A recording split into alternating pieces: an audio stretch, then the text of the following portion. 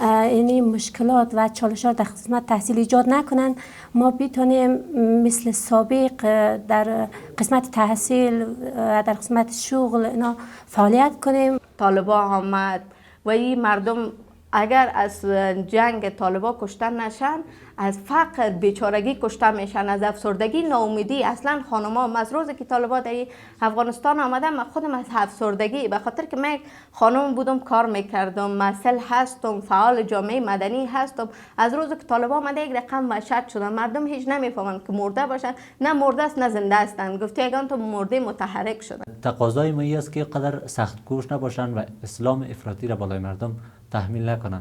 اما چیزی که در گذشته بود طبق از او پیش بروند. در قسمت حجاب گپا نباید نظر خود طالبان یا اینا باید تطبیق شود. هر شخص خودش میدونه که مثلا چقدر حجاب کنه و روال سابق که در افغانستان بودن امر کافی است. به نظر من خودم به این باور هستم که در قسمت حجاب مداخله جدی را طالبان نباید